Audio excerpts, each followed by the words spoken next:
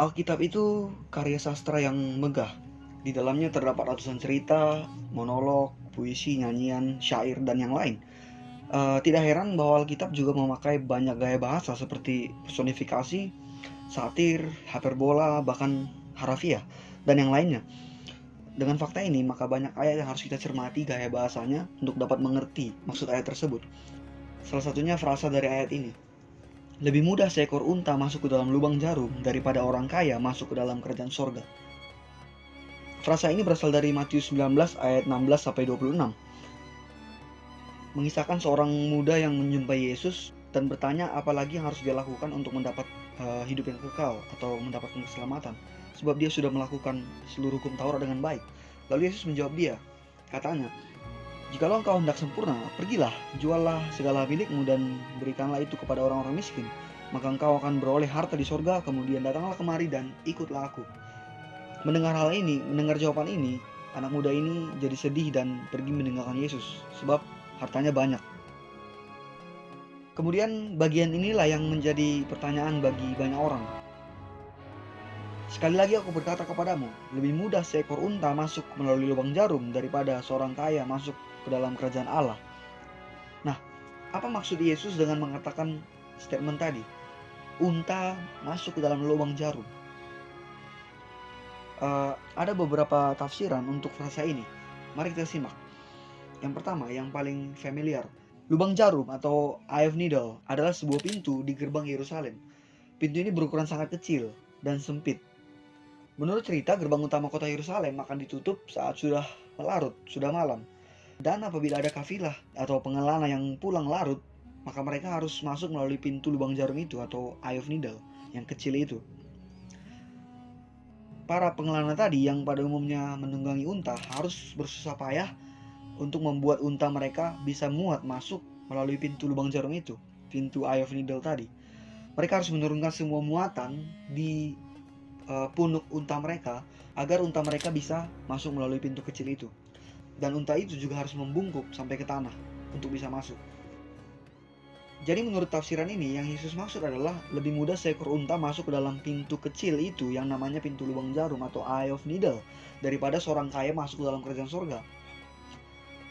Para pengelana tadi harus melepaskan semua muatan dari punuk unta mereka untuk bisa masuk.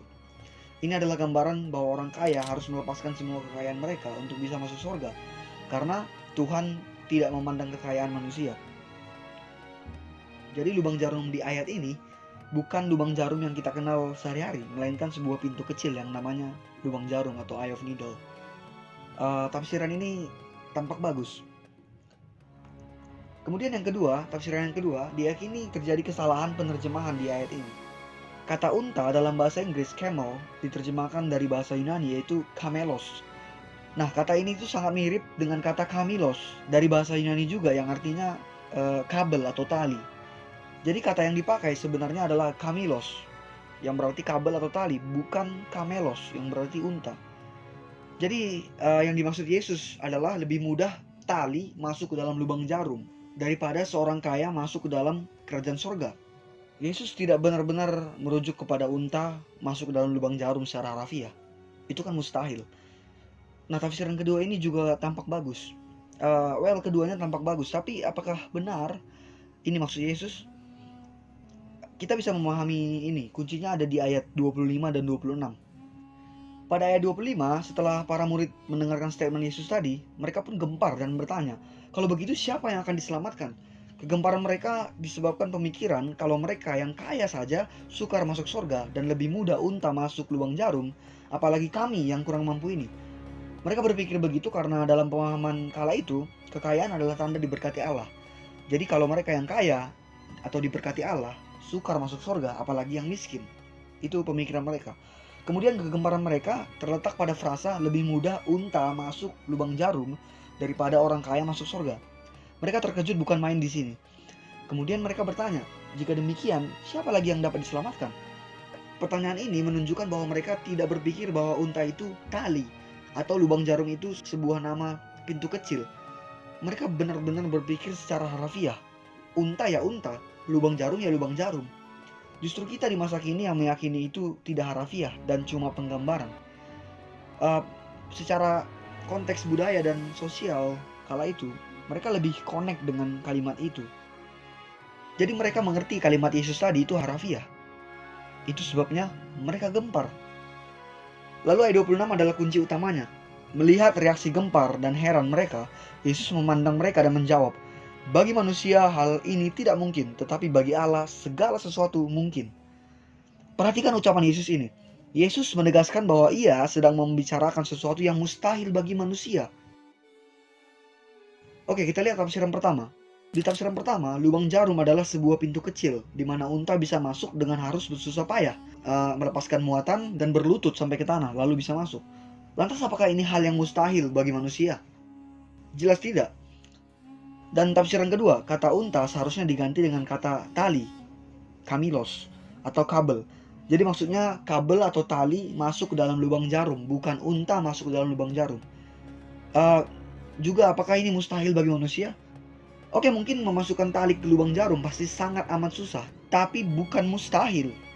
Ingat, Yesus sedang membicarakan sesuatu yang mustahil bagi manusia. Apa yang mustahil bagi manusia?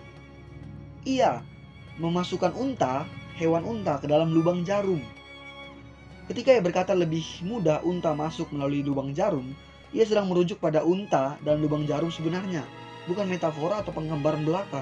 Yang Yesus lakukan adalah membandingkan hewan terbesar di wilayah itu, yaitu unta, dan lubang terkecil yang mereka kenal sehari-hari, yaitu lubang jarum.